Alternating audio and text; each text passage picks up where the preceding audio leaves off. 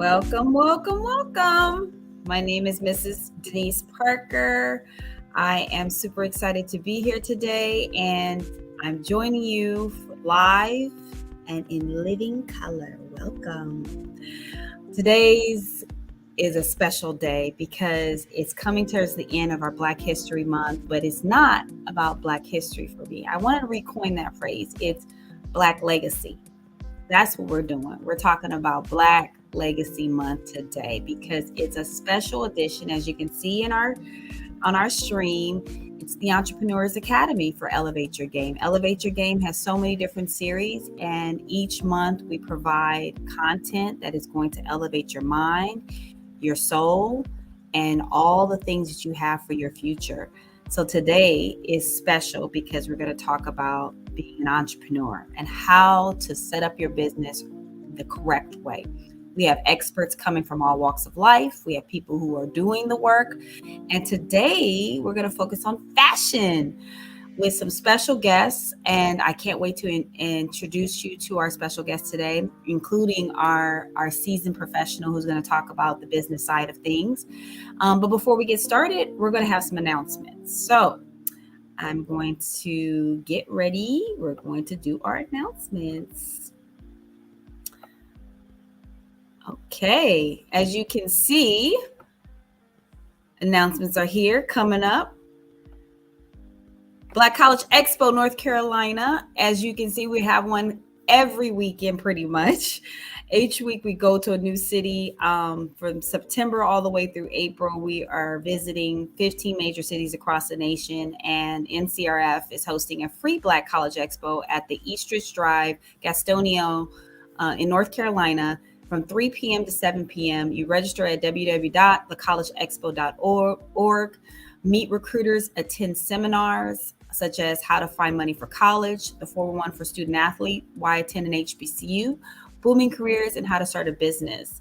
And we have a special new seminar that we added. It's called The Power of Your Voice. And we're super excited because it's introducing about your political side of your activism, social activism, all the things that you need to do that are important for your voice.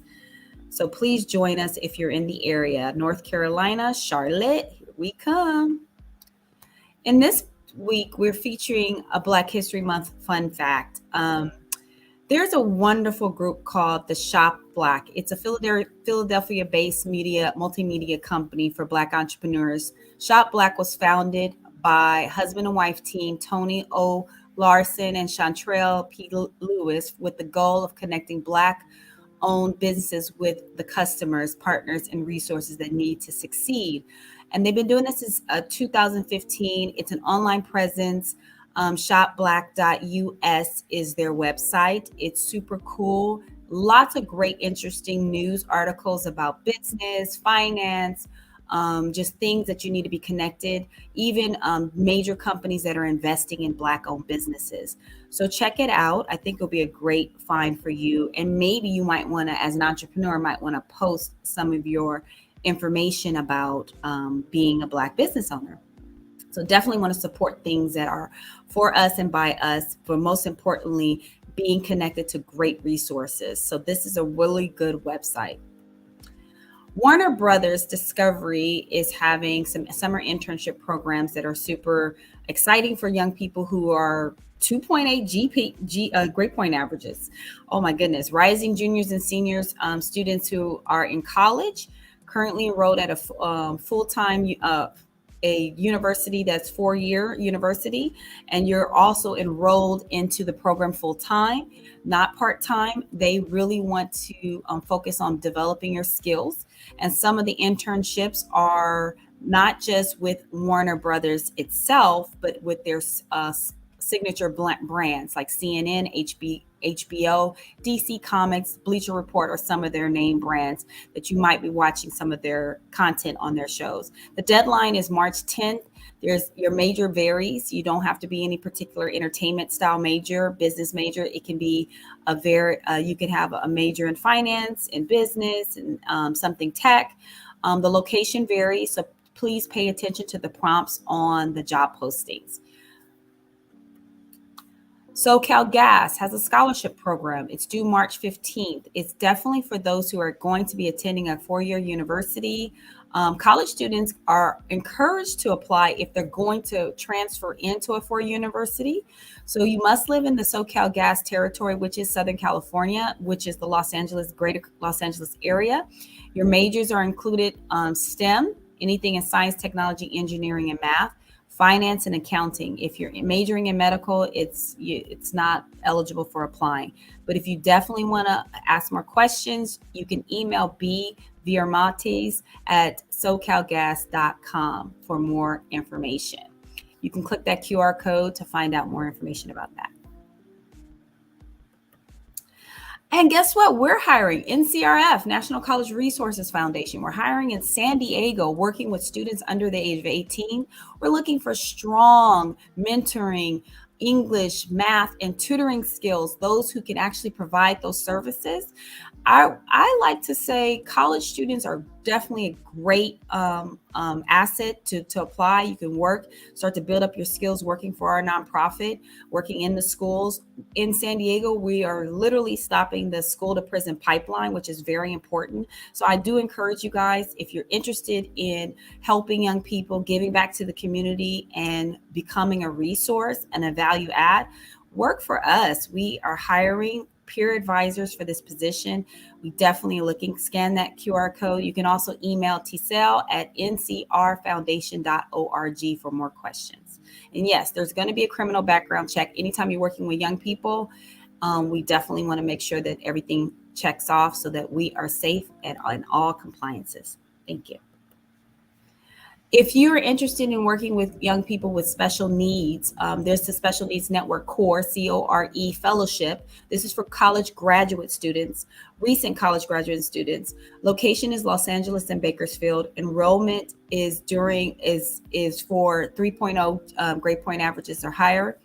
You can definitely scan that QR code to apply, to find out more information.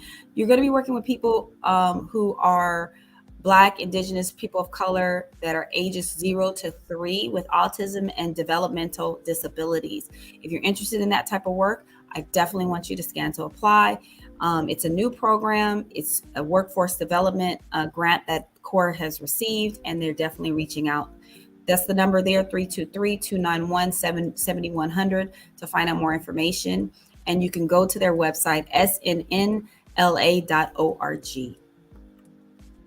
Also, Google is hiring, or actually encouraging young people by doing this tech resume review and interview workshop series. It's this week, coming up with this week, February 28th. I should say next week, I'm sorry. February 28th, time is from 6 p.m. to 8:30 p.m. Pacific Standard Time. The location is in the Google Playa Vista office, which is considered Silicon Beach area. It's located in person in Los Angeles, in their Google offices in Los Angeles. That's California. And it's a tech equity collective. February 28th is the date. You can go to their website at, I think the website's not showing up here. techequitycollective.com is the actual website. And now it's time for Elevate Your Game. Super excited. Oh my goodness, all these announcements I had to make. But today's Entrepreneurs Academy, we're going to focus on a couple things, which is longevity in a business, especially a business as tedious and hard to master into as fashion. The fashion industry is a cool business because everybody wants to design something, or they think they can design something. But how many people have the wherewithal to actually do it? So we're going to meet some individuals just now who are doing the work. Let me introduce you to our special guests. Give me a second. Are you guys ready? Thumbs up if you are. Yay. I'm going to introduce to Y.A.N.G, Young and Natural Grinding. This is Y.A.N.G. Hey, how are you guys doing? Oh, wonderful. How about yourself? Good. Welcome to Elevate Your Game. And then I'm also going to bring on another special guest in a few minutes, but I want you guys to introduce yourself and tell us a little bit about who you are and what you guys do. Definitely. Well, first and foremost, I just want to say thank you for having us. You Very know, much this is so. an honor to be on this platform with you. But my name is Kevin Shephard. I'm the founder of Y.A.N.G Clothing. My name is Chase. Yes. I do a lot of the business side, so I'd say the business manager of Y.A.N.G, co-owner as well. Excellent, excellent. We're going to get your titles coming up just soon. But I also want to introduce another special guest, which is our tax, expert and consultant, and also the one who actually will ask some more questions in regards to how we build these business. Miss Lorra Brown, are you ready? Yes, add to the stream. Welcome, welcome, welcome to the Thank you. Thank conversation. you. Tell us a Hello. little bit about yourself and why you're here. So I am Lorra Brown, and I am the CEO and founder of LBE Consulting. We work with entrepreneurs and business owners on helping them stay in compliance with government regulations on the tax side. And we also do strategic business consulting, helping you to start your business and thrive in your business. Excellent, excellent. And it's always good to have a professional on talking about the do's, the don'ts, the watch out, look out for it, because guess what? If you want to stay in business, you need to make sure your checks and balances are in order. And young people, how old are you guys? Tell me your age. 26. 20, under 30. Okay. So when you see Forbes magazine, prosperous, who's hot under 30, who's making it under 30, you might see these two in the magazine in the next few years, right? Come on now. Yes, yes, yes. So let's talk about it before we introduce our final special guest. Just tell us why you guys are here, because I have an extra special guest for our panel today. So today we're just here to kind of give you the ins and outs of our journey, to hopefully just give you some inspiration and some insight on how you can build your own brand as well. And a lot to do with the losses and the wins that we take, and also how we've been, going forth with partnering with a big name retailer like Foot Locker. Oh, wonderful. That's huge. That is so huge. A lot of people want to find out more information about how you guys got that big brand name to support your business. Mhm. But before we get any further along, I want to introduce one of our team members who also has a clothing company, Mr. Corey Price. You ready? Yes, there it is. Hey, Corey. Hello, everybody. Glad to be here as well. We have it looks like we got a great amount of guests here on stage, so got to share the stage with everybody here. Yes. So the conversation is going to talk about the fashion industry. Let's talk about it. How did you guys all get started? Let's start with Yang. How did you guys get started? What was your motivation? What was your journey? And then, of course, Corey, you can chime in with how you got started with your vision. So Y.A.N.G started off as like a mantra, I'll say, for me when I first moved from a big city to a small city. Coming from the Bay Area, moving to the 209 area, Patterson, Tracy, it was like a complete shock because I went from city living to like farmland type living. So for me, I'm going to be honest, I fell into a small depression, and I was just like, look, I don't see any culture around here. I don't feel driven by anything. So I utilized Y.A.N.G, Young and Naturally Grinding, as a mantra that I woke up to every day, that I use to pull myself out of that and to make sure nobody else fell into this as well, into that feeling, feeling like there's no culture around. Excellent. And Chase, well, how did you come to meet Kevin? I met him the first day he came to high school in Patterson. So we're freshmen, so we're about 14, 15 at that time. Mm-hmm. And then we were very cool in high school, and then we got even a lot closer after high school when he created Y.A.N.G. I bought every piece from his first shirt that he released, and I always made sure I would buy it if I was financially set at the time in my personal life. And after a couple of years of that, I just started to be around more, ask questions, and that's when he brought me on to start helping manage. And throughout the years, just became a part owner in it and live it fully to this day. Excellent. And you guys have been friends for this long. And how is it being business partners? It's lovely. Honestly, we're so much alike, and the reason why I brought him on is because he didn't mention a very vital part. He supported, but he supported like more than normal. Like he would pay extra every time, even if I'm like, hey, you gave me too much. He like, nah, No, I didn't. Like, I meant to give you extra. You know, he was putting the brand out there like it was his already. So, I mean, he's always supported that heavy. And, you know, once he got on board, it was almost like the same thing, if not more, you know, so it's been great. Excellent. And Corey, you met these two gentlemen at our Oakland Black College Expo. Corey, you work with us. What is your role at NCRF? And then how did you get started with your clothing line? Definitely. Yeah. So my role at NCRF is I'm the manager of strategic partnerships at NCRF. So a lot of the sponsorships, as well as you know, some of the vendors and other things that are bringing value to the company, I bring those in. Also do a fair amount of outreach and still dabble in our enrichment program, providing mentorship.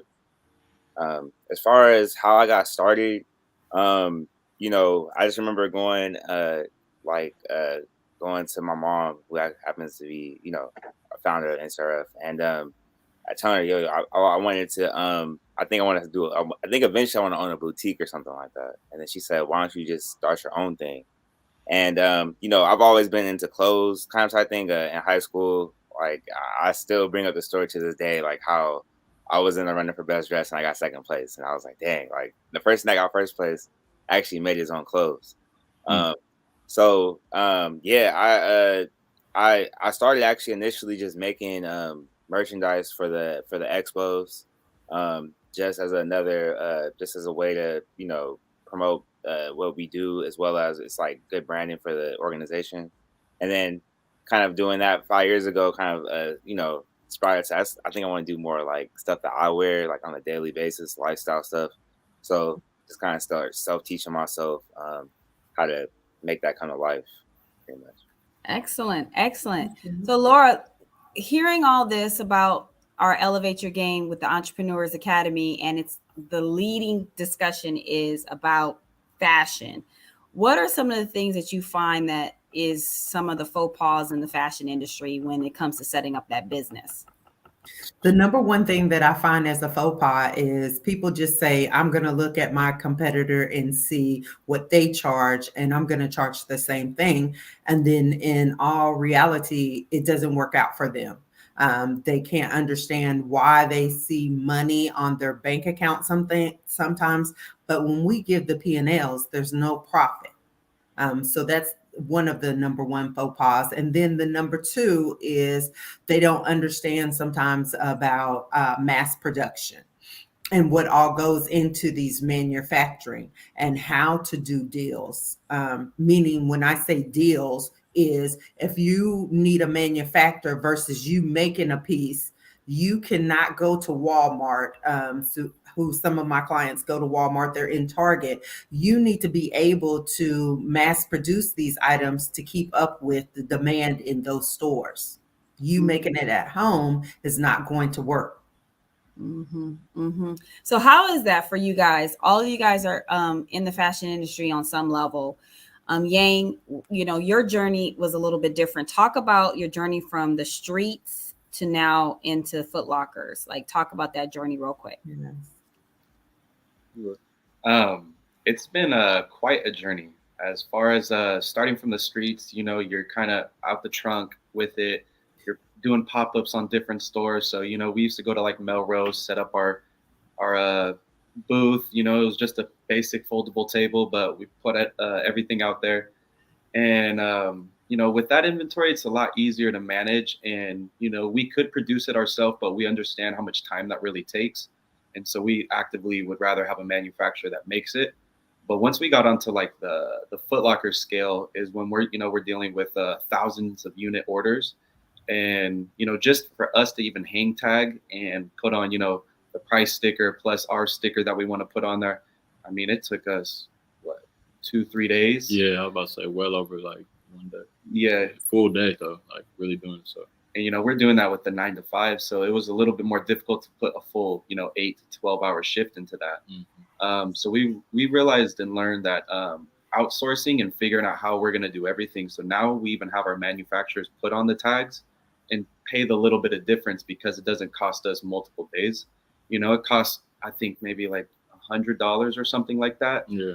And so, you know, we could just go Uber for 2-3 hours and make that money back. And have them go do that while we go market the brand. So that's kind of how we've been strategically trying to cut times and cut efforts with also the profits or the pricing into the profits with that. So that's huge. You know what? You guys are talking about really big things right now. I mean, most people don't even understand the concepts of what you're coming up with, but I mean, like saying and speaking about, but let's break it down. Let's talk about what it is how do you take something from scratch and then scale it up to a level where you can actually host it in like a large event like the expos, Corey, and for Y.A.N.G, Kevin and Chase, you're being able to put your product out there into stores. And how many stores are you guys in Foot Locker right now?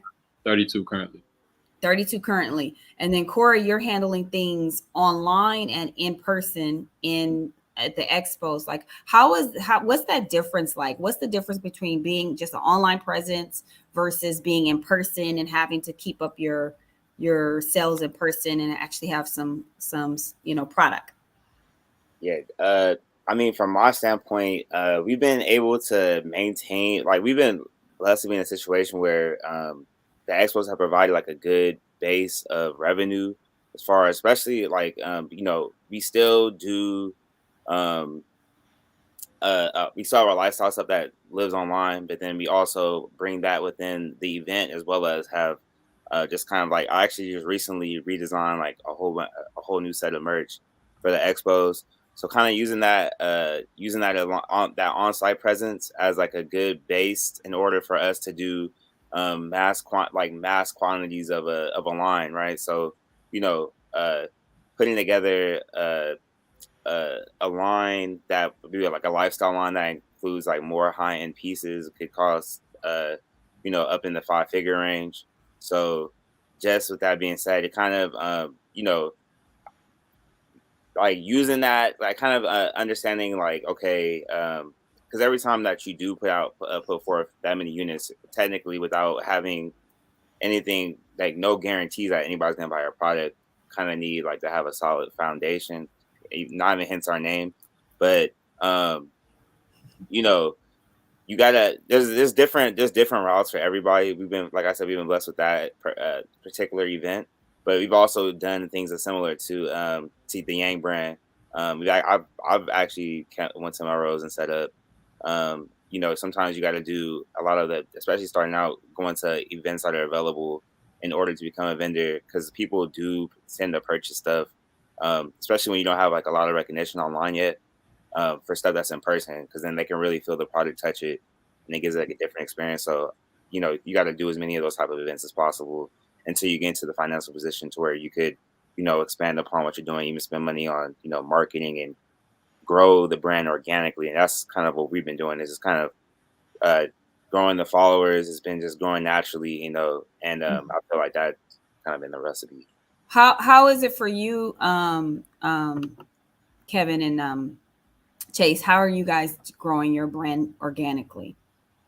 We've been stepping a lot into like media and content and whatnot. We've literally kind of cracked the code on, like, we don't have to go and really hire models. We were kind of like, our life is a full representation of what it is that we're trying to put out anyway. So it could be a simple day where we are, leaving the house, going to get a smoothie or Americano, going to the office, shipping off orders. We're documenting that whole day because we're always wearing Y.A.N.G, and we're going to post that, and it kind of just speaks to that mantra that I was speaking to earlier. And it's been well received, like, I think that rawness, it puts people kind of like in the room with you. It gets people to feel exactly how you feel and to relate and resonate with your message. So we're not even hesitating here. We're just going to talk. We're talking about how it is just to take a business and just get started. And I want you guys to ask questions amongst each others. Lorra, you can jump in anytime. Okay. Make sure that, the conversation is not about competition here, because us as Black people, what happens? We do this thing where we constantly fighting to actually make our expression known about who we are and what we do. And then nobody's eating. At the end of the day, you just see fighting and you can't support each other. There should be more than one brand, successful brand, Black brand that's doing well, that can compete against, the other lifestyle clothing wear that's out there that you wear, like Lululemon's lifestyle clothing, all those active wear, lines, Nike and Adidas, those are also lifestyle apparel wear. Why can't we have more than one? How is that for you guys? How did you guys see competition how do you stay abreast to what's going out there? And then how do you make sure that you don't hurt each other while you're just climbing to the top? Like you meet another fashion designer and you're like, dude, I love what you do. How do you actually collaborate and you make sure you support each other? So from my perspective, oh, was it on you? No, go ahead. No, go ahead. Go first. I was going to say we spoke. You just speak. I said we just spoke, so that's all I was going to say. Bring that up. But yeah, go ahead. No, it's all good. My bad. But I was just going to say, from my perspective, we embrace them. Everybody that's on this journey of entrepreneurship and journey of building their own, we embrace them. We like to talk about the journey. Like, how are we going to share game? Like, what we're doing right now is prime example. This is how we all reach to the top, is by, okay, you design, but clearly we know it's enough money for everybody out here. So, let's discuss how you won, how I won, where I lost, where you lost. Let's discuss it and get to the top together. Mm-hmm. Mm-hmm. I would say on a practical level too. Like, you understand, like, the market share is so large as far as just like how much money is spent within clothing, right? So, I mean, nobody is monopolizing the market share of that, especially now. Like, as things are trending, there's going to be, just more like, small business companies coming in, especially with social media. So that's one thing. But, also too, is just like, I'm just in the firm belief that, you have to share, you have to share knowledge of what with anyone that's asking. I don't feel like you have to hold back that information, because ultimately that's what knowledge is even for. So that's the aspect. I have a friend too that kind of I can attest to too, that I went to college with my roommate. Even me, kind of his brand. So he's kind of like went all in, quit his 9 to 5, went all in, and his brand is actually like doing extremely well. I know, like, for a fact, they've grown extremely well. And then me initially starting out trying to, like, okay, like, kind of doing a comparison thing, but you realize is that like, you have to, like, I'm a very competitive person, but you have to take a step back and realize that your niche or what you're trying to do is obvious, is way different, or not even just that, but it's not all. It's it's a good thing to be competitive, but you got to also have humility, as well as just realize that there's enough out here. We want everybody to do well, We want everybody to eat. Right. Everybody's gonna grind and eat. Laura, do you have a question? So I was going to ask them, and this goes to either Corey or the Y.A.N.G team. When you broke into the fashion industry, did you find it was easy to find those people that you need to have in place to help you, or was it just figuring out all of the things that you need to figure out yourself, or like most people do in this world, let me Google it or let me look at TikTok?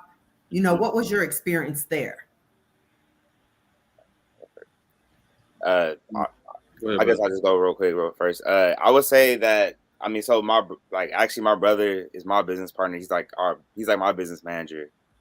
He is a business manager. It's kind of unofficial title, but so that's kind of like that's my little brother. So it's kind of like as I got into more like growing up, he kind of saw what I did and kind of was like in line in the same thing. So we kind of naturally fit in. But everybody else has just been kind of like, network of people that have kind of popped in, popped out, that I know that are still good friends with me, but they have busy lives themselves. But using my inner network, I have a friend that does photography and videography. He goes on. I saw him going on tour with all these artists. I'm like, bro, like, hey, let's work together. Like that, just reaching out. But starting out too, it's definitely had a lot of, very like deep and sleepless nights, like like what about, like, yo, this is done, like like just really like was really like been mad, sitting depressed, like sitting like kind of mad at situations because I thought I was gonna do X, Y, Z and then do X, Y, Z. And I'm like, dang, like I'll put a lot into this. I'll put a lot into this, and it's not yielding the results I want. And And a lot into it is not just your time, but it's Yeah. actually your creative work and then your money too that you're investing into it. So Right. how was that for you guys, the Yang team? How was that experience that Laura was talking about? Truthfully, it was. I think when we started, because like I said, in 2015 is when I came with the idea. It wasn't as much. Or I'll say a lot of advice and like business advice wasn't as accessible as it is now. On social media, you can get on Instagram right now and see manufacturers, a whole list, and you know where the biggest brands get their stuff made. But back then, nobody was sharing that. You know, so it was hard first jumping in it. You know, but I think just just staying consistent with the brand and people kind of like not liking what you're doing. A lot of people, oh, my friend does this, or you know, whatever the case may be.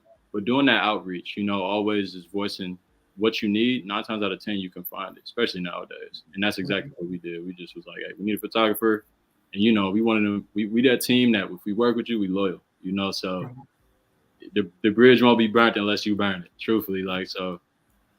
Hey, you know. I like that. I like that. like I that. encourage young people to start businesses while they're in school to test out. You know, my son came up to me today, was like, Mom, me and my friends just started a business. I said, what kind of business did you start? Like a candy business. And that's where you start. You start selling candy, now laters and gum and lollipops and all that other stuff. He's like, I need $2. I said, okay, well, you need $2. I gotta pay my people. I said, did you make any money? How you pay people you didn't make no money in? You asked me $2. But learning those ins and out about a business, how is that? What is, what can people, and Laura definitely jump in on this one, what can people do as a big mistake when they're investing so much in an idea like this? I mean, like Corey said, 50-50, I put a lot into it and I didn't get the return that I was looking for. The number one thing that I see is not properly setting up the business. That's the number one thing.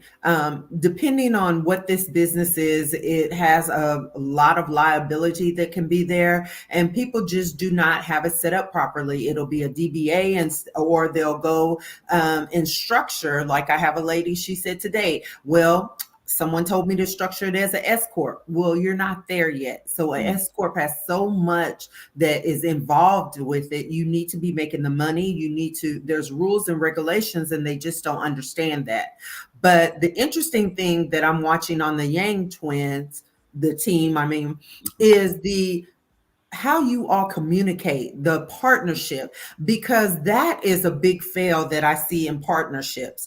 I dissolve them all the time because they can't get along. They don't know their lane, to sort of speak, who's going to do what. It wasn't outlined in the operating agreement. So everybody wants to be in charge of everything. But you all, it's so interesting how you point back and forth to each other on certain things and how you just work together. I always tell people, when you're going to be in a partnership, choose a partner as you would a spouse. So it's very important. And I just love the way that you all interact with each other.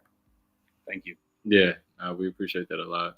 I think we're actually very in tune onto knowing with each not deserves to talk, but should be talking in that situation.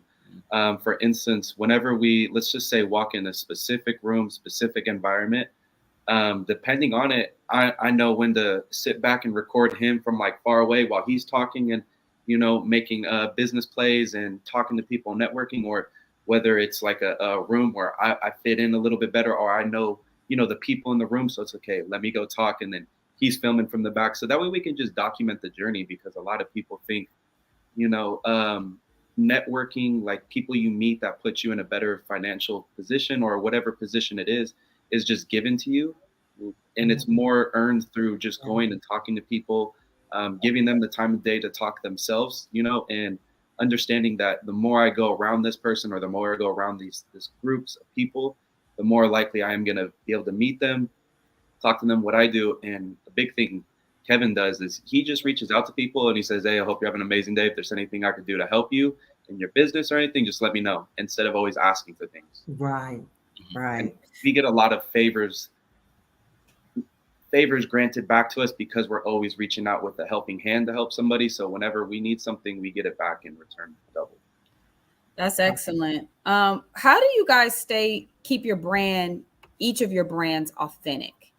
Hoodies, t-shirts, bucket hats, caps, sweatpants. They can be kind of redundant half the time, but how do you guys keep your individual brands authentic?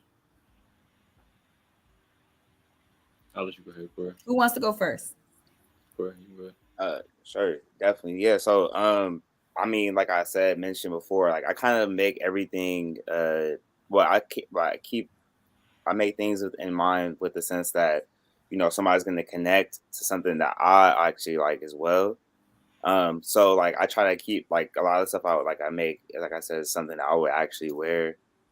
That's one thing first. And then, I put a lot of, to be honest, I do put a lot of things that are personal to me, like subliminally in the clothes that you probably would never know. Like I made a varsity jacket and it has my birthday and my brother's birthday and it kind of but it's not like saying that but it's just right. It's in there, but you would never know that those are birth dates. So just little simple things like that, that looks good aesthetically, but also too kind of like I can look at other pieces like I made an Angela Davis puffer. I made that because the public school system kind of only primarily talks about Martin Luther King or some aspects of Malcolm X, but I felt like just some of the people that needed recognition, and also too some of the images of her were just, I feel, are so powerful that I just want to shine light on that. So just doing stuff that I find interesting or stuff that I'm into. I try to put into every different pieces of clothing. Excellent. I was going to ask Corey. So Corey, when you're being creative and you're being authentic in your brand and you're creating the things that you like, how do you also make sure that it's something that a consumer will also want to purchase and that they'll, really like it as well? Because most of the time what I tell people is, sometimes depending on what it is, we have to think about who are we selling to rather than what it is that we want. So how do you mesh the two, if you would say? Yeah. I feel like part of making clothes is like trusting your eye, trusting your gut, in a sense. There's like no exact mathematical interpretation of that, but you could get, I know I did learn that you could get overly complicated within your design. So I think it's about making things like aesthetically does it shape symmetrically, or does it shape in a square, like in almost like a right angle pattern in a square? Does it fit within that? Also too, like I'm really big on colors. So just trying to even understand more about just color theory and stuff like that. You definitely want to do your research. I also too kind of just like try to listen to as many people that are more successful than me within the industry. So I got masterclass listening to Mark Jacobs, kind of understanding what he does. There's tons of like Virgil interviews you can listen to on YouTube. Just trying that leads. Go ahead, answer that question too, Y.A.N.G team, because that leads to another question that we have here. I truthfully think the best way to go about it is to ask. Like it's so simple to just ask your customers, like, what is it that you want?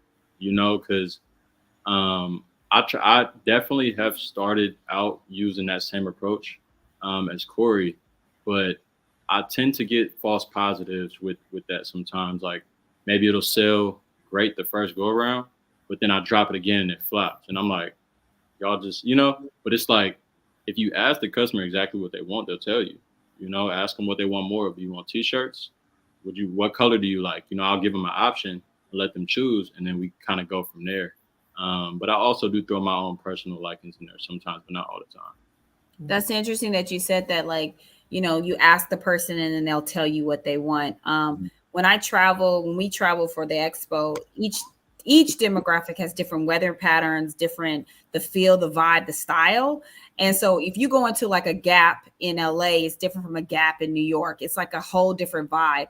How do you guys stay relevant when you are creating content that's, across the nation, thinking you have weather and different, comfort? Like in South Beach, Florida, you can't be wearing no thick hoodie. You're gonna have to wear something light and, more, softer in fabric. Like, what are you guys, how do you monetize all this that, and keep it relevant wherever the season, whatever the weather, like, how do you guys keep that going? So we rely heavy on our message, truthfully. With the message, that's why I say we live, eat, and breathe it. We document it each day. We truly rely on that, and that keeps us relevant because we honestly create a lot of things based off of what we feel in that moment. Like this hoodie we just dropped this month, and that's because I did the Black Expo or Black College Expo, and I truly felt like this is what Black ownership looked like. So I'm just like, man, let's drop a hoodie that said, I've had times where I was broke, like the most broke I've ever been. Made a T-shirt that said "Can't go broke" because I was like, I'll never do this again. Like I'll never feel this again. So we really make stuff based off of like real emotion and where we're at within that moment. And a lot of people could resonate with it, I love that. I love that. Corey, what about you? How do you keep everything relevant when it comes to, each market that you're in? How do you select your pieces when we're going from Detroit to LA to Miami? Yeah, I definitely say we kind of fall more like, especially like more so now. I guess I would say that like I try to stay ahead of myself as far as like seasons. So we definitely will run every season type of clothing. Essentially, that's like that's kind of the thing. So we have summer pieces that we still currently have some in stock, and we just dropped the winter collection. So we just dropped that about 10 days ago. So as that product like kind of lives on and starts to sell out, it kind of like counterbalances where like as products start to sell out, even products that were maybe some products from previous season are still there, kind of balances. So we'll have a various selection of whether you wear summer or winter clothes. I think as far as like staying trendy too, I think it's really just like I really just try to stay in a creative mode 24 as much as possible, constantly writing down notes, or just also like I have right behind me I have samples. We're trying to testing stuff out. We're seeing what looks good when we need to change. I might like the Letterman that we just dropped. I changed it 3-4 times before we dropped it. So like we're really it's more of like, for me it's more about people just like if people gravitate to the people. I feel like people gravitate naturally to what we do, and then kind of like not taking like the big scale approach, but just really growing like people that are more loyal to just what we are, like kind of what we do from an artistic standpoint. Well, this is a two-part question I want to ask, and then Lorra, of course, you could jump in on the more technical side of it. You guys talked about who motivates you. Corey, you mentioned Marc Jacobs. You watched the masterclass, which is an excellent piece of advice for people to watch masterclass. It's a series of industry experts talking about their journey and how they see the world and which they are successful in. But who are you leaning towards in the fashion world to say that you see yourself doing streetwear, but all of a sudden, or lifestyle line or apparel, lifestyle line that's activewear? Where do you see yourself growing, and who's inspiring you? Who are your inspirations? My personal favorite designer right now might be Rugi.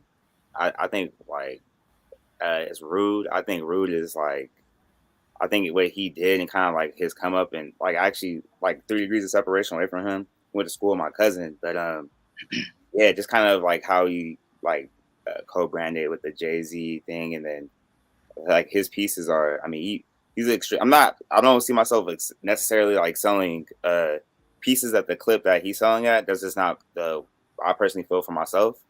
But just as far as design inspiration, I just like the way he designs. I think he's really, really good. Also, like, on a lower level, there's an Instagram guy I follow too. Name is Cody Phillips. I mean, I think he is like immensely talented. Where it's like I'm like, dang, I don't know how he's even doing this. So those are like I think those are like kind of like two people I'm watching a lot right now. Kevin and Chase, who's motivating you guys? Very similar on it. So I would say, like kids.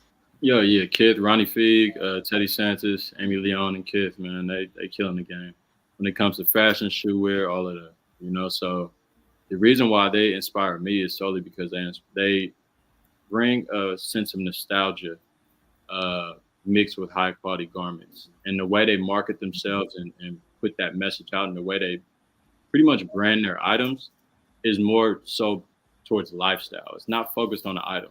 It's like the item is just there, but they selling the lifestyle almost. Like when you put those pieces on, you almost want to do exactly what they're doing in that photo shoot, So I think their branding and their marketing is like top tier. I don't see nobody killing the game like that. But Ruigi is going crazy too. Rude is going crazy. Yeah. That's awesome. Okay. Laura, your question? So for me in fashion, it's just anything that I really like. And my son is my stylist. So he brings a lot of the hip hop and urban wear of t-shirts and different things that he thinks will look good on me. But I also love Mia, and this is Young Dolph's wife. I know her. She's a personal friend. I love how she has the t-shirts with "Men Deserve to Grow Old." So that is one of my favorite things. But far as people who are inspiring me is Carla Harris. If you don't know her, she's a businesswoman, started with JP Morgan, then JP Morgan Chase merged. And so she's just out here writing books, teaching women and entrepreneurs and those in corporate status how to move. And so I'm just loving that. And then on the other side is Jay-Z, all the brand deals and purchasing of these companies. Those type of things really intrigue me to learn how to do business deals at a new level.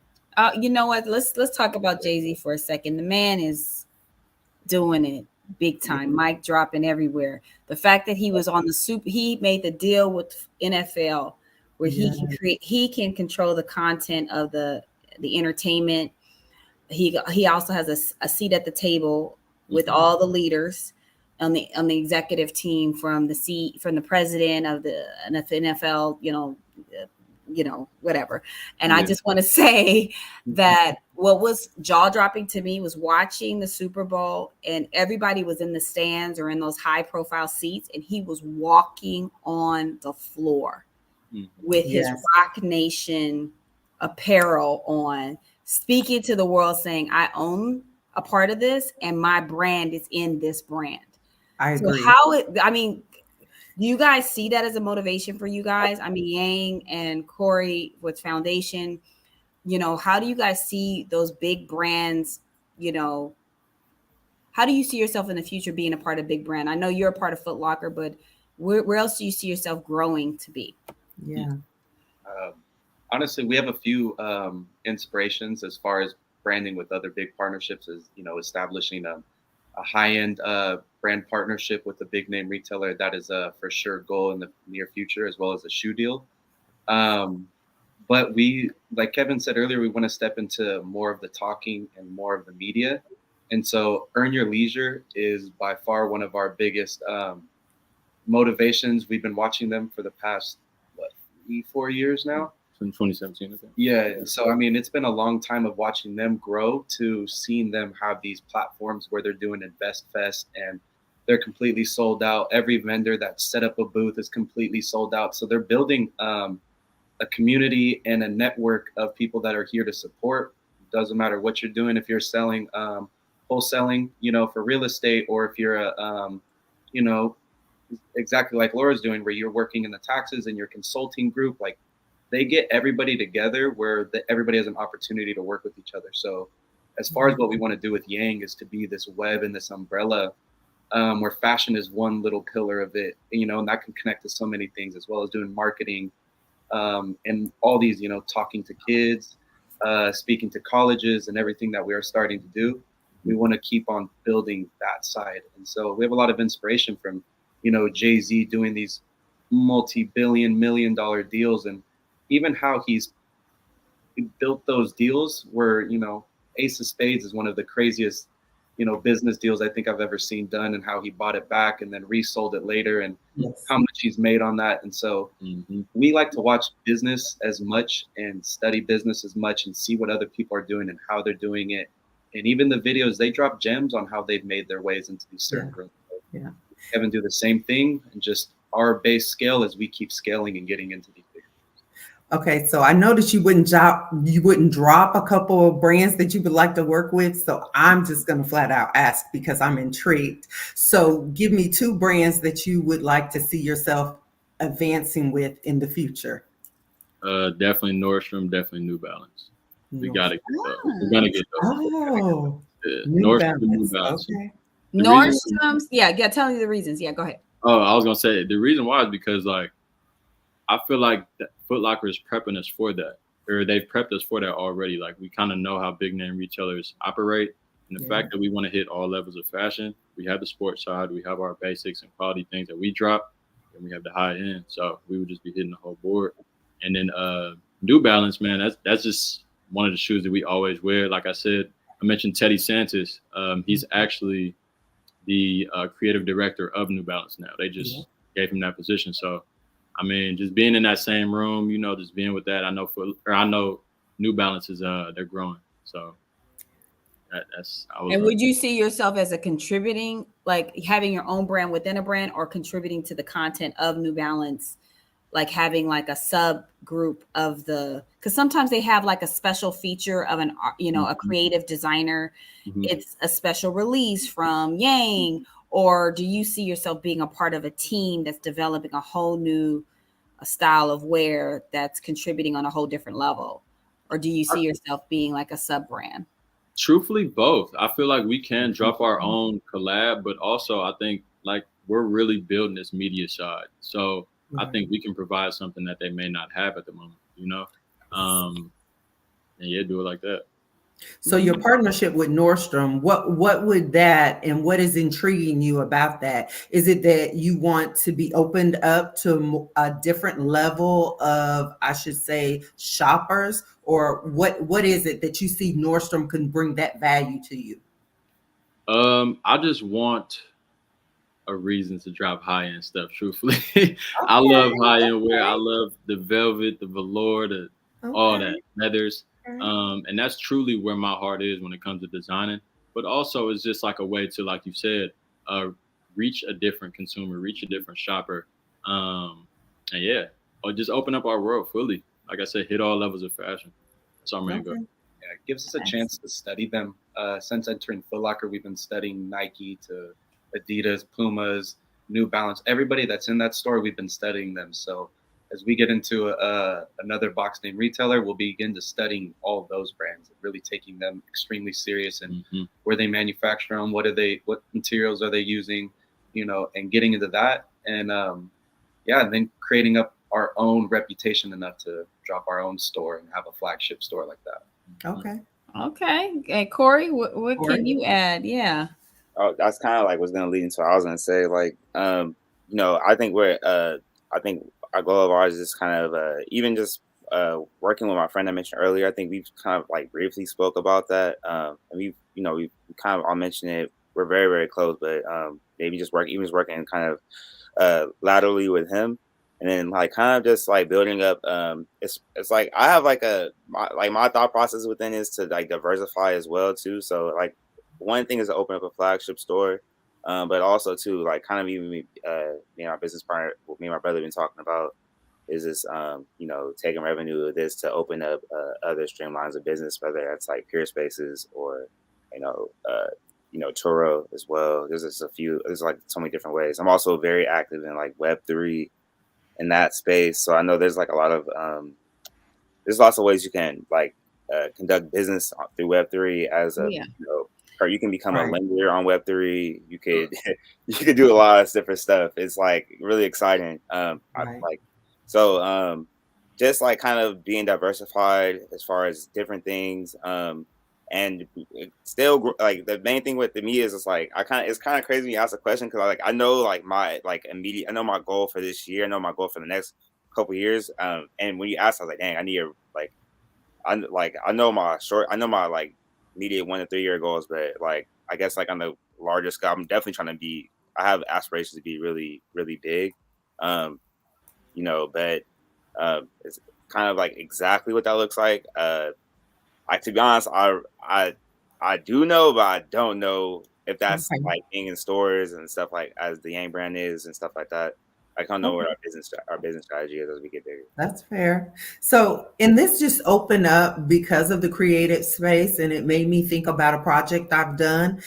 Are any of you looking or have ever thought about entertaining the NFT?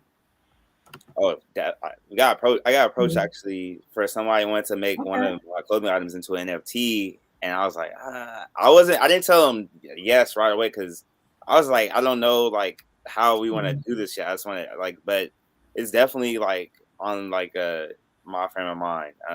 You know, Okay. there's, like, you can do it wearably. We can Yeah. do something like that wearably, as well as, like, just encode it into virtually. So there's lots of different ways Yeah. you go about it. I'm definitely considering it. Okay. Okay.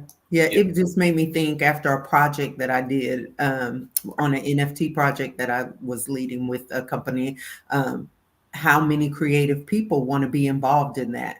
Mhm. Oh yeah. I'm gonna put an article in the comments. It's about Web3 and how a young man named Idris, what's his last name? And Yes, Mhm. there you go. He put a chip inside his clothing and actually is able to capture his. I think it's a good article. It's on that shopblack.us.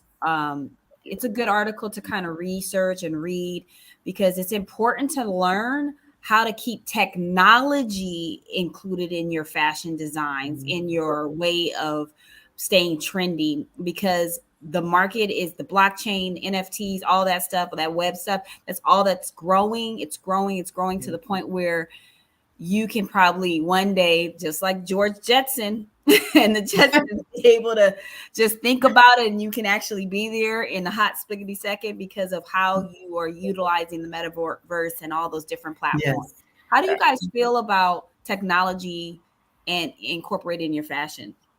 So I was just about to jump in, like, to say that, so for instance, like, StockX or any of the shoe, if you collect shoes at all, you know, it's very, very hard to, like, you know, fake shoes is like a big business within itself. So, like, if you're a creative and you're trying to authenticate your stuff, you could actually place that, you know, whether it's like a QR code or something like that on your product, and verify it on a blockchain, and then therefore, like, people can see, like, okay, like, this is actually an authentic product. They only produce 5,000 of these. This is product number 3,888, right? So it helps, like, mitigate, like, a lot of, like, I guess, like, the fake market per se, and then authenticates, like, things that are, like, of, like, certain quantities and things like that. So I think that's one aspect right there. Kevin Chase?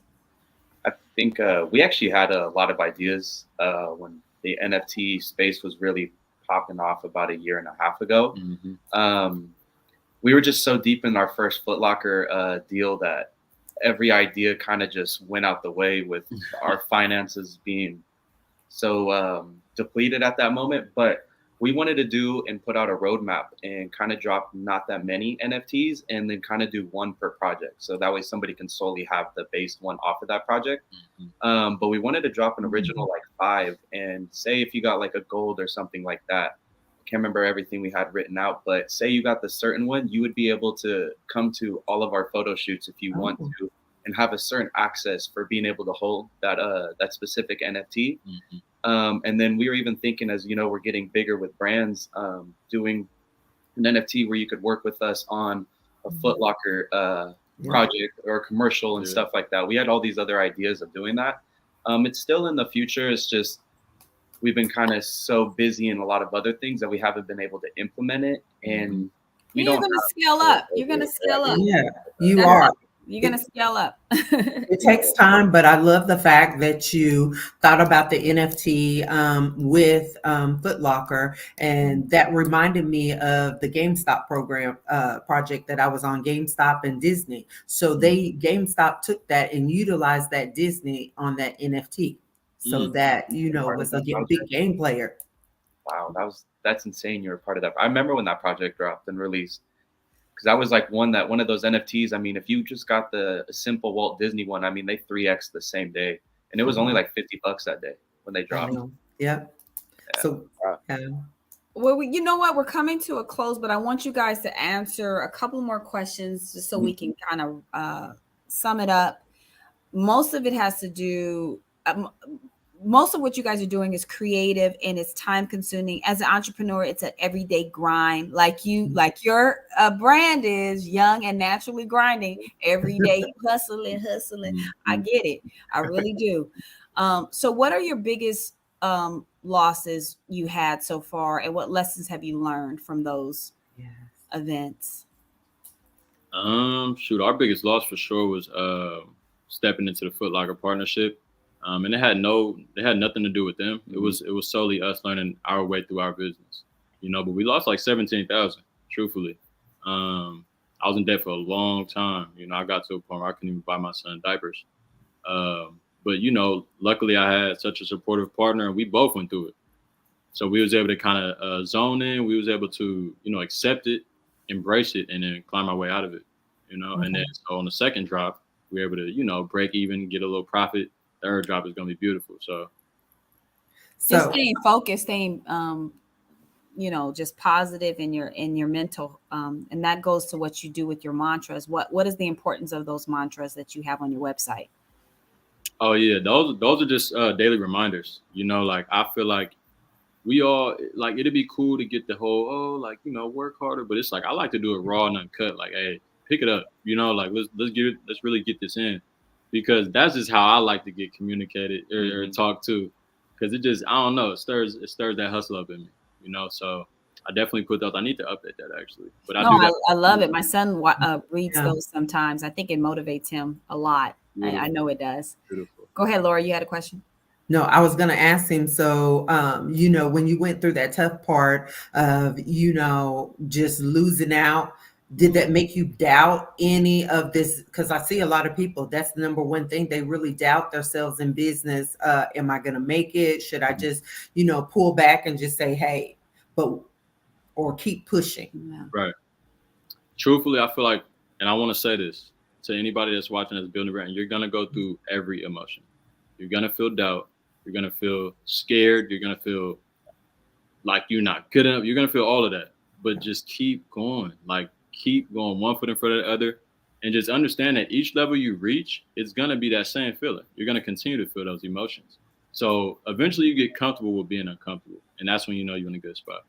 Exactly. Thank you for sharing that. And that's the reason I asked. So many people paint a beautiful picture and they don't show people how much hard work goes into it and how you fail, but you've got to get up and keep pushing and go back to the drawing board and see what it was. Corey, what did you learn maybe over this past year or at any time that was a big blow? I like to tell people, just knock the wind out of you. Yeah. Like you gotta be confident, but then also like have perspective. I kind of think I remember when we first when we first did something online, because I remember I transitioned from kind of doing merch. Everybody was liking the stuff. Oh, this is cool. And then we did a little stuff that was slightly transition off that, and everything was working, clicking. We never really exposed ourselves to an audience that we had to. And I went online thinking like I'm good. I'm so good. Like I'm about to just we have to produce X amount of all this, X amount of all this. We produce way too much clothing. And then you're like and then you're like sitting on you're not like as good as you think you are when you first start off. Like you think you're good, but you're like, it takes time to get good at your craft. So it's just a short story we told, this image, I'm not gonna lie, I still have some it still sells, but I still have some inventory from the very first time I dropped something online.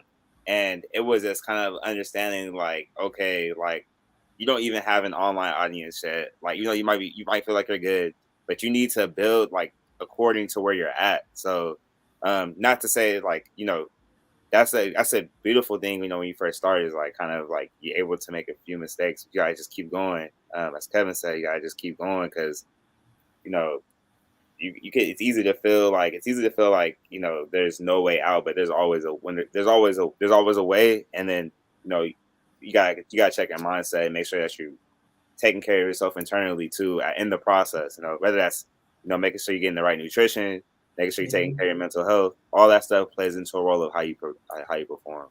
Mhm. I'm Well, so that's glad good. you. Yeah, you said, yeah, go ahead. You said I the was going mental. to say, I'm so glad you talked about the mental health piece, because I think that is a very, very big part. And Yang talked about that at the first part. The mental health piece is very serious in business.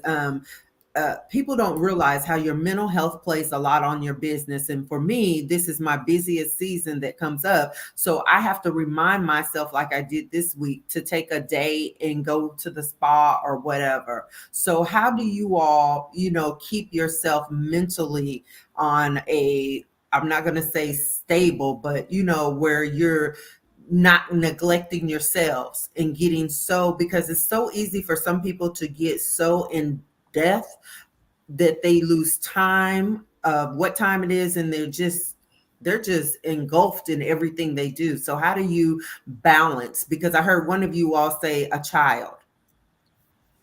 Yeah. So how do you balance all of this? Because I had that problem. Having a team helps a lot. I will say that. Having a team, knowing your role, that all goes into play. I feel like I'm the why guy. He's the how guy. I Right. read Start with Why by Simon Sinek, and that like changed my life. But I definitely think knowing your role, using a calendar, all of this goes into play to really keep you on track. But when it goes to the mental health side, celebrate every win. Don't be too hard on yourself. It's kind of weird because you got to find that balance in between being hard on yourself, but also like celebrating all your wins. Whether it's small or big. You don't always have to do something. Maybe celebrating is just sitting down, just Right. being in the moment. Relaxing, taking a walk. But you can't be too hard on yourself in this. I also think just having certain things that you do in your day that create the rhythm through your day. Mm-hmm. We're not big on routines. We're more of a rhythm person where, it is a routine, but we do it with the rhythm. So it doesn't make us feel like a robot as we're doing it. But, we both read, we both meditate, we do breathing techniques. And we do that because there's a lot of time where a lot of things are coming up. So it's like you need to sit there and internally process everything within a 3 to 5 minute period, because there's times that we've been in situations where we only have 5 minutes to make a big decision that could cost us thousands of dollars. So we practice on being able to process it in real quick, take emotions out, sit back and think about it from a different perspective. And also, like he said, having a team. If he sees a video, sometimes it's 3 a.m. I get a text from him and it's a link to a YouTube video. He's like, watch this when you wake up. And, it's something, maybe it was marketing or something for mental health. And it's, in a stress situation, this is what you do. And, we're constantly feeding each other good information to keep each other, balanced out, because, if he's having a high day, I'm having a low day, he makes sure to make it even for both of us and vice versa. Oh, the yin and the yang, honey. That's Yeah. what he's about. The yin. Isn't it? Corey, how about yourself?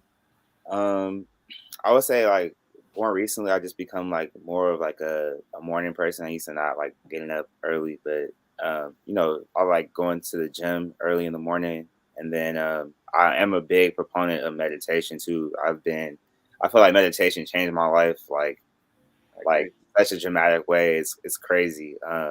Because just within meditation, just within the whole thing too, you just learn to become grateful for just a lot of different things, and kind of it's all about being present. But within that presence, it's just like there's so much realization within that perspective. So that even just like I like a lot of natural things. I'm personally like a real natural holistic type person. I like even just going out and like if I'm working, I might just go out and take a break and go sit in the sun for like 15-20 minutes and just power up, and just because I just know what that does for me. So and recently too, just another thought, just being okay with sometimes like taking a day off and just not try to like don't beat yourself up for it type thing. Like, yo, it's cool that like take a day off and stuff like that. So Well, for my final question,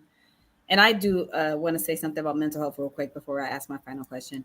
Mental health is very important. I think as a business owner myself, I have a Pilates business, and I can be on the plane and for an expo and get text messages from clients literally when I'm about to land back in LA, and they already know, they can sniff it.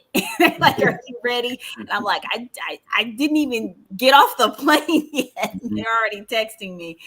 But the key thing is that just because I do health and wellness as my business, I also have to take time for myself. I work out, meditate, and I find that increases my energy to really push through those obstacles. And it's like God telling me sometimes, you get knocked down all the time. And he says to me, he's like, okay, so do you want to lay down and just have people walk over you, or you want to get up and fight, and I'll be in your ring with you. And I'm like, I kind of want to get up and fight with you. Like, you're going to help me get through this. Right. So it's every day saying yes, being your first yes, even when it's hard. Oh, yeah. So my last question for you guys as a collective, each of you, Lorra, Kevin, Chase, and Corey, how do you guys protect your brand? How do you protect it? How can you tell your audience who has vision and ideas of starting their business, whether it's clothing, in fashion, whatever the case, how do you protect your brand? I would say, go ahead. I would say, for me, it's just not acting out of character. Like, I mean, you're a human being. Like, you could definitely do things that are out of character, and you never want to act out of like, I think, and that kind of happens when you're acting out of emotion. So, like either like I like, you can make an emotional decision. It doesn't have to be like direct. It could be emotional, anything, So sometimes it's like you gotta detach yourself or put yourself in a mind frame where you can make proper decisions. I think if you just make proper decisions and you don't do anything that's uncharacteristic, your gut feeling is very strong. You can feel it in your gut when it's wrong. So I think just like trying to maintain that as much as possible is really key.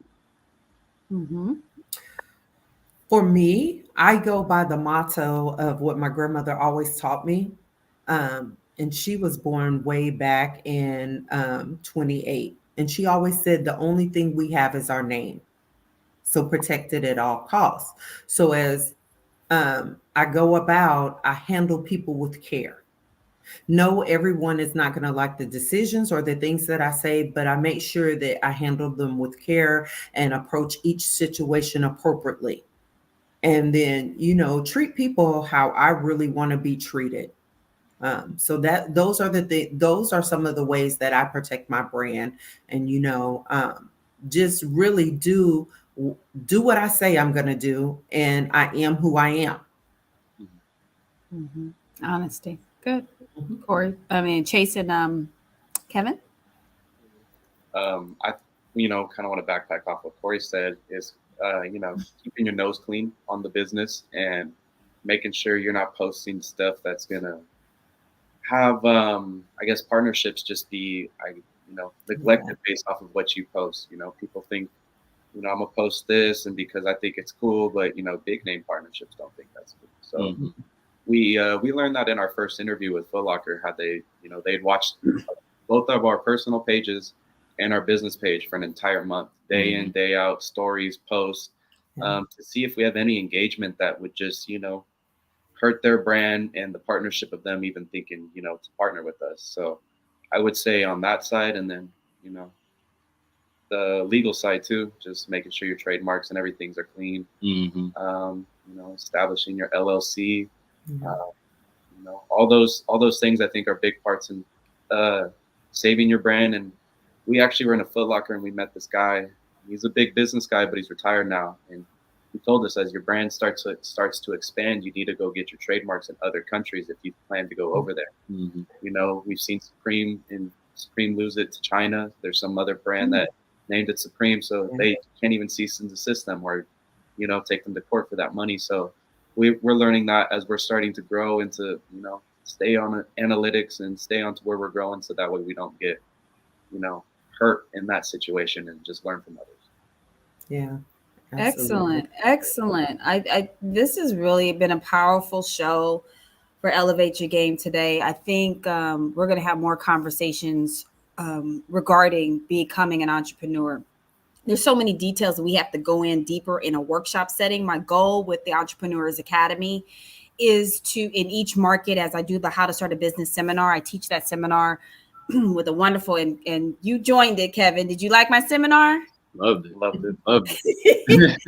You gave the 1, 2, 3s of how to start that business. Laura, you joined that seminar too.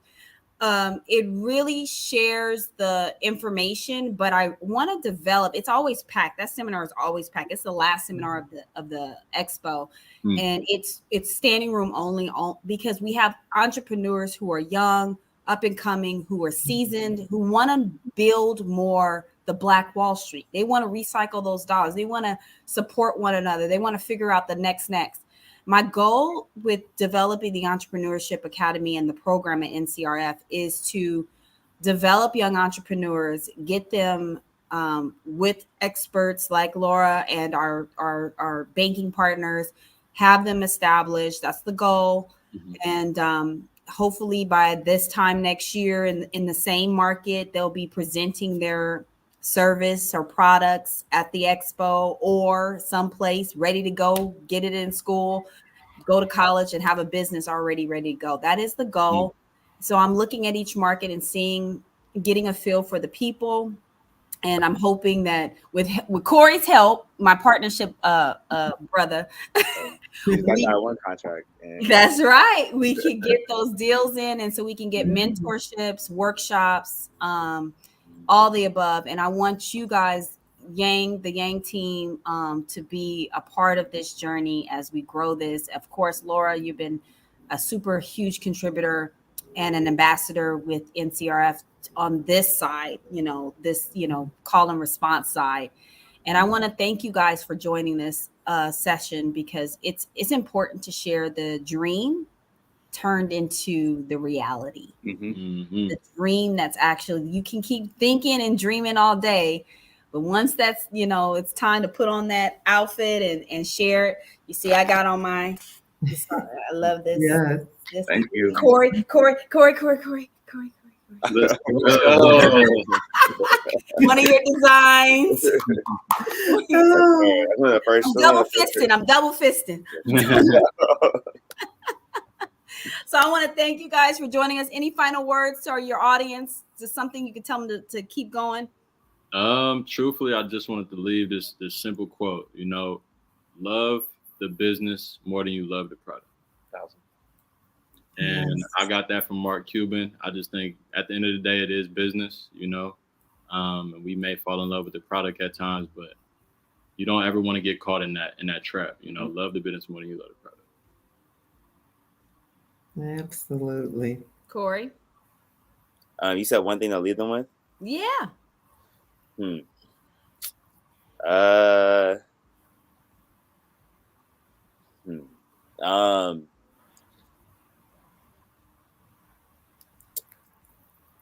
Man, that's a tough question. I don't know why it's so tough for me right now to think about what I'm going to say. I'll give you a second. Chase, you want to go ahead? Understanding that staying disciplined is bigger than staying motivated, and thinking that motivation will get you through. A lot of the discipline roots is what will keep you going, and having those videos that you watch will keep you motivated in those discipline times. You feel like not doing it, but you just wake up and you say, yes, and I'm gonna get it done.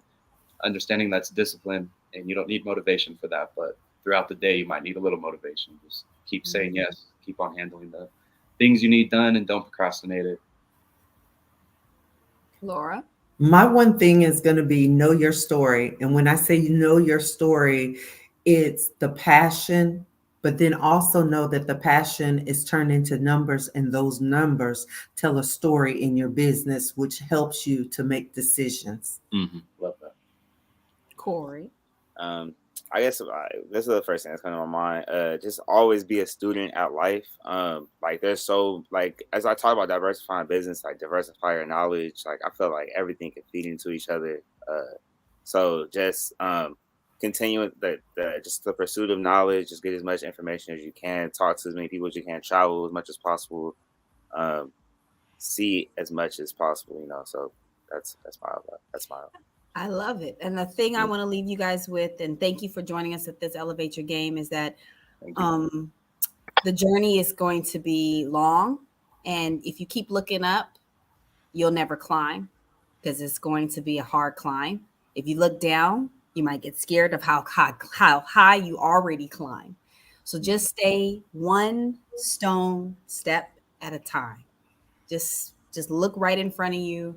Take your time. If you mess up, it's not failure. It's just a learning lesson.